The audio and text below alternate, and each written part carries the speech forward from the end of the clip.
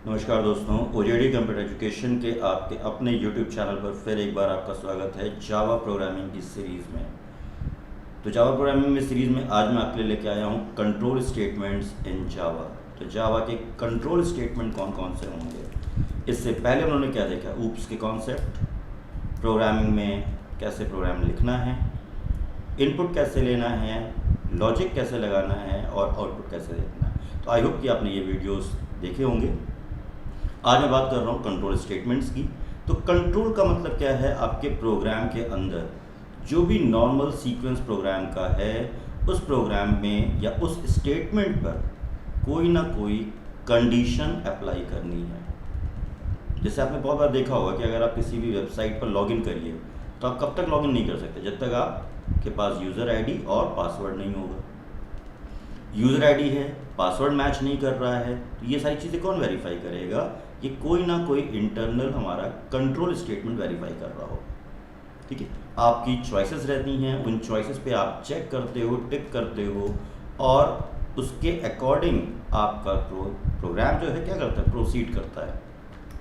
तो control statements में 3 statements हमारे सामने होंगे इस बार। एक होगा आपका पर्टिकुलर सिलेक्शन स्टेटमेंट, इटरेशन और जंप स्टेटमेंट। जी हाँ, तो यहाँ पर हमारे सामने होंगे इस तरफ, ये हाइलाइटर्स में यूज़ कर ले रहा हूँ, सिलेक्शन, इटरेशन और जंप स्टेटमेंट। तो आज मैं बात करूँगा सिर्फ सिलेक्शन स्टेटमेंट्स की।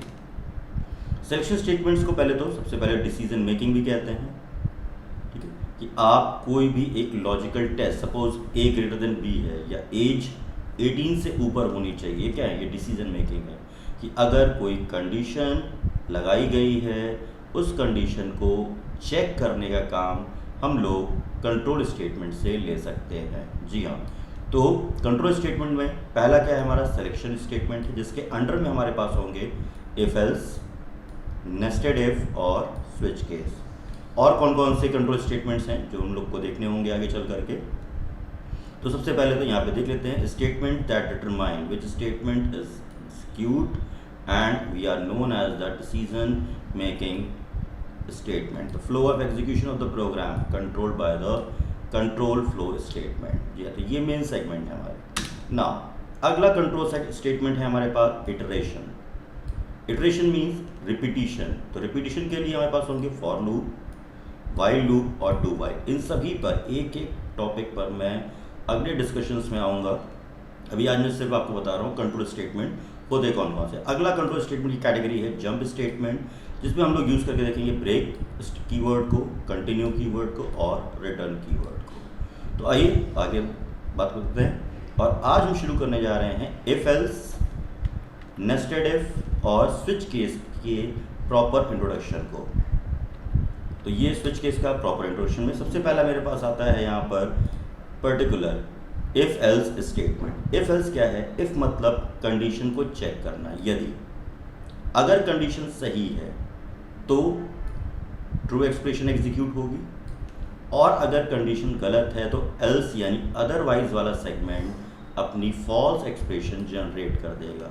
और सिंपल लैंग्वेज में आपको समझाता हूँ, आपके रेगुलर बेसिस पे आप क्या करते हो, कंडीशन सोचते रहते हो है? कि अगर सर आएंगे आपकी क्लास में तो क्या होगा, नहीं आएंगे तो क्या होगा।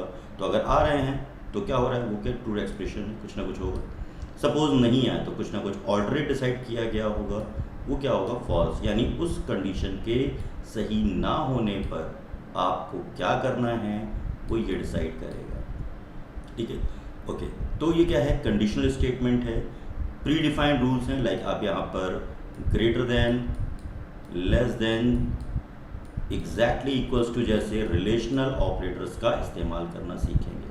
ठीक है, प्रोग्रामिंग कहती है कि एल्स का जो प्रॉक होता है जी, है ना, वो ऑप्शनल होता है, बट मैं इससे एग्री नहीं करता हूँ।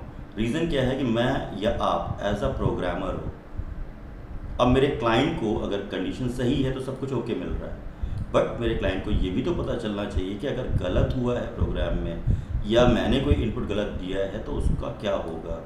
तो इसलिए मेरा सजेशन ये है कि किसी भी प्रोग्राम में अगर आप इफ़ यानी कंडीशन लगा रहे हो तो उसका एल्स ब्लॉक ज़रूर से डिफाइन करेंगे। ठीक है, अगला आता है हमारा अब जैसे यहाँ पर देखिए एग्जाम्पल मैंने बनाया हुआ है कि सपोज ए और बी की मैंने वैल्यू दे रखी है, इस पर मैंने इफ़ के साथ एक कंडीशन लगा रखी है। यहाँ पर मैं थोड़ा सा हाईलाइटर यहाँ पर यूज़ करूँगा ताकि आपको चीज़ें प्रॉपरली मैं इंडिकेट करवा सकूँ। तो this is the condition if A greater than B. अगर ये कंडीशन सही है तो ये मेरा ट्रू स्टेटमेंट है जहाँ पे मैंने लिखवाया है ए इज़ ग्रेटेस्ट। और अगर ये कंडीशन गलत है तो ये तो प्रोग्राम चेक करेगा। मैंने तो सब क्या किया है, ऑपरेटर्स का इस्तेमाल किया हुआ है यहाँ पर ना। अगर कंडीशन गलत है तो ये, अब जरा ए और बी की वैल्यू चेक करते हैं। ए की वैल्यू है 90, बी की वैल्यू है 78। 90 greater than 78 is absolutely true. तो जो स्टेटमेंट होगा वो ये होगा, ठीक है। तो इफ एल्स क्या कर रहा है, इफ एल्स के थ्रू आप कोई भी एक कंडीशन चेक कर सकते हो। उस कंडीशन पे ट्रू होने पर क्या मैसेज आएगा, फॉल्स होने पे क्या मैसेज आएगा, ये डिसीजंस आप ले सकते हैं। अगले सेशन हम लोग प्रोग्राम भी बनाएंगे अभी आगे चल करके इसके ना। आगे आते हैं इफ एल्स इफ लेटर, यानी अभी तक क्या था, सिर्फ एक कंडीशन थी। अगर आपको एक साथ मल्टीपल कंडीशंस को चेक करना है तो आप यहाँ पर if else if ladder use कर सकते हैं। लेटर मतलब क्या था, सीढ़ी, 1 to 1, 1 by 1 आप यहाँ पर क्या करोगे, इसको चेक कर सकते हो और यूज़ कर सकते हो। तो सबसे पहली चीज़ ये टॉप डाउन अप्रोच फॉलो करता है, इसको ध्यान दीजिएगा। पहली चीज़ मल्टीपल कंडीशंस हैं, यानी एक साथ एक से ज़्यादा कंडीशंस आप चेक कर सकते हो यहाँ पर, है ना। और अगर ये कंडीशंस सपोज पहली कंडीशन सही है तो स्टेटमेंट आ जाएगा, यानी स्टेटमेंट एग्जीक्यूट हो जाएगा आपका यहाँ पर, और ये स्टेटमेंट आपका अपना काम कर जाएगा। अब अगर कंडीशन मान लीजिए यहाँ पे सही हो रही है तो ये क्या कह रहा है, टॉप डाउन अप्रोच है, मतलब there is no jumping statement. अगर पहला कंडीशन गलत है तो दूसरे को चेक करेगा, दूसरा गलत है तब तीसरे को एग्जीक्यूट करेगा, ये है ना। तो ये क्या है, टॉप डाउन अप्रोच है, no one is can bypass. तो कोई भी कंडीशन में वो डायरेक्ट यहाँ पर नहीं आ सकता है, 1 by 1 उसको सारी कंडीशन को टेस्ट करना पड़ेगा और स्टेटमेंट एग्जीक्यूट करने होंगे। तो इफ एल्स इफ लेटर क्या था, वन शॉट में समझते हैं। तो वन शॉट था मोर देन वन कंडीशंस, एक से ज़्यादा कंडीशंस आप एक बार में चेक कर सकते हो, ठीक है। आइए मूव करते हैं, अब इसका सेगमेंट देखते हैं, छोटा सैंपल। जैसे यहाँ पर मैंने कंडीशन लगा रखी है, कुछ कंडीशन है, वेरिएबल्स दे रखे हैं, INT exam score is equal to 75, क्या है, ग्रेड। अब एग्जाम के लिए देखिए मल्टीपल कंडीशंस लगी। पहली कंडीशन क्या है, ग्रेटर देन इक्वल्स टू 90 अगर है तो ये स्टेटमेंट एग्जीक्यूट हो जाएगा। और सपोज अगर ये गलत है तो तुरंत क्या करेगा, नीचे आके अगली कंडीशन को वेरीफाई करेगा कि ठीक है ये नहीं हो रहा है तो क्या ये हो सकता है, अगर ये है मे बी, है ना, ये है अगर, तो ग्रेड बी। अगली कंडीशन क्या है, ग्रेटर देन इक्वल्स टू 70 तो ग्रेड सी होगा। अगर एग्ज़ाम स्कोर 60 है या 60 से अबव है तो ग्रेड डी होगा। अगर इनमें से कुछ भी नहीं है तो ग्रेड एफ होगा। और एग्ज़ाम स्कोर प्रिंट हो जाना है और ग्रेड। एक छोटा सैंपल मैंने बनाया हुआ है मल्टीपल कंडीशंस को या इफ एल्स इफ लेटर को एलैबोरेट करने के लिए, ठीक है। ओके, तो अभी इस स्टेटमेंट के अकॉर्डिंग क्या होना है, तो ये होना है आपका ग्रेड सी। तो ये आंसर आ रहा है आपका, एग्जाम स्कोर है 75 और ग्रेड आया है आपका सी। तो this is the if else if ladder, जहाँ पर एक साथ मल्टीपल कंडीशंस 1 by 1 एक के बाद एक चेक कर सकते हैं हम लोग, ठीक है। आइए मूव करते हैं अपने अगले स्विच केस स्टेटमेंट पर।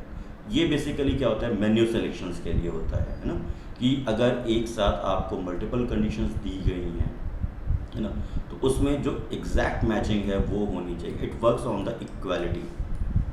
अगर केस 1 है तो डायरेक्ट 1 का स्टेटमेंट आएगा और काम करके बाहर चला जाएगा, यानी ये बाकी किसी और सेगमेंट को टच नहीं करेगा।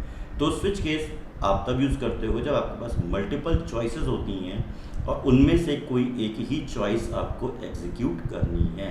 तो इस केस में अगर आपने यूज़र ने 2 दिया है तो आपका प्रोग्राम कंट्रोल सीधे 2 पे आएगा, वो ना 1 को चेक करेगा, ना n को चेक करेगा, ना अदर कंडीशंस को।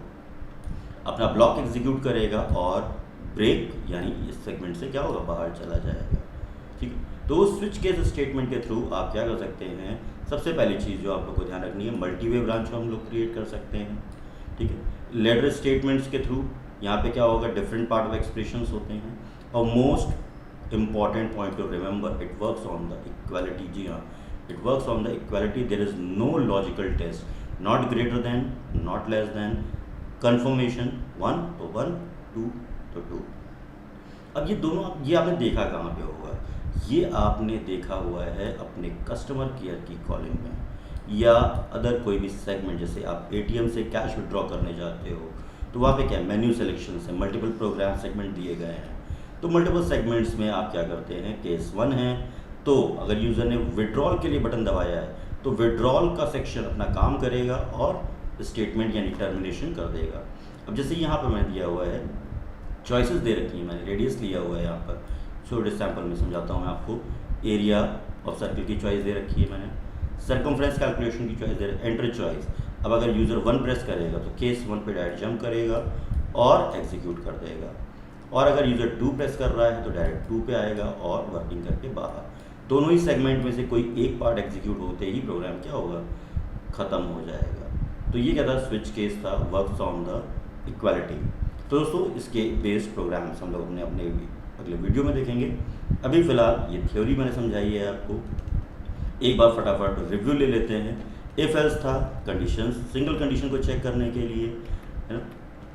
यहाँ पर ये कंट्रोल स्टेटमेंट थे मेरे आज के। कंट्रोल स्टेटमेंट थे सिलेक्शन में if else if, nested if, और ये control statement for while do while. Jump statement है आपके break, continue, return. If else में हम लोगों ने बात की थी तो क्या कहा था मैंने कि सिंगल एक कंडीशन को चेक करेगा, अगर कंडीशन सही है तो ट्रू एक्सप्रेशन यानी इफ वाला ब्लॉक अपना काम करेगा, और अगर कंडीशन गलत है तो एल्स वाला ब्लॉक अपना काम करेगा। इफ एल्स इफ लेटर में मैंने आपको समझाया कि एक साथ मल्टीपल कंडीशंस आप टेस्ट कर सकते हो, टॉप डाउन अप्रोच फॉलो करेगा। देन स्विच केस में मैंने आपको बताया it works on the equality, जहाँ पर जो एग्जैक्ट कंडीशन है वो मैच करने पर काम करेगा और उस प्रोग्राम को वहीं से ब्रेक यानी फिनिश कर देगा। ठीक है, तो आई होप कि ये सेशन आपको समझ में आया होगा, और इसके साथ जितने भी प्रोग्राम्स हैं ये हम लोग अगले वीडियो में चेक करेंगे। तब तक के लिए कीप लर्निंग।